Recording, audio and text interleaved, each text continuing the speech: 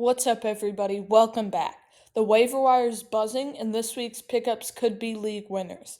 Whether you're replacing an injury, chasing upside, or just looking for that breakout player, I've got the top fantasy football ads you need to grab before your opponents do. Let's break it down.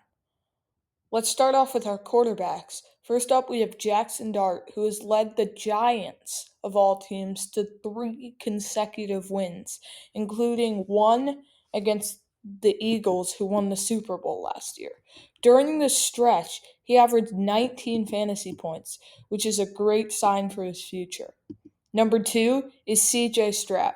He's had a lot of time to rest as he's coming off of a bye week, but in the week before that, he scored 26 fantasy points, and as he's well rested, he could do this again. Number three is Trevor Lawrence. He has averaged 15 fantasy points per game in a very solid start to the season. I see much more upside for him, but if he just continues this performance, he could be a solid quarterback too.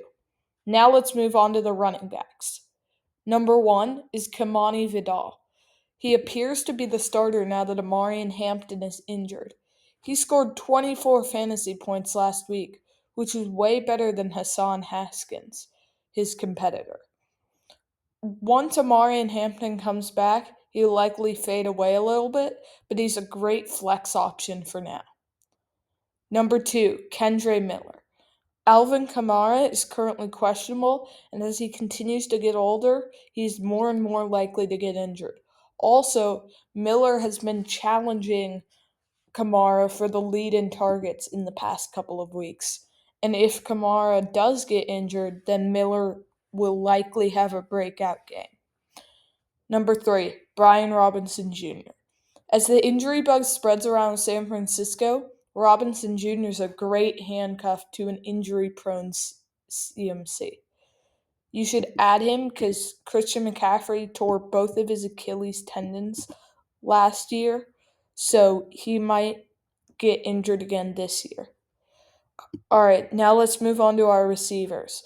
First up, we have Josh Downs, who had a 16-point week 6, and he's had 7.5 targets per game over the last 2 weeks, which is a huge improvement compared to the first couple of weeks. All right, now we're on to the Bucks wide receiver room, and our next two are actually both from there. The first is Sterling Shepard, who could take over now that all of the injuries are happening. But Cameron Johnson got 16 points last week, which is way better than Sterling Shepard. It's hard to tell which one of them could take over, but if one of them's available in your league, you should add them. All right, now let's move on to our tight ends. First up is Mason Taylor, who, other than one bad game last week, he's been very solid after week 3. And with Garrett Wilson injured, he'll have an increased target share this week. Number two, Harold Fannin. He's averaged 10 fantasy points per game and scored 15 last week, giving him a stable floor and a high ceiling.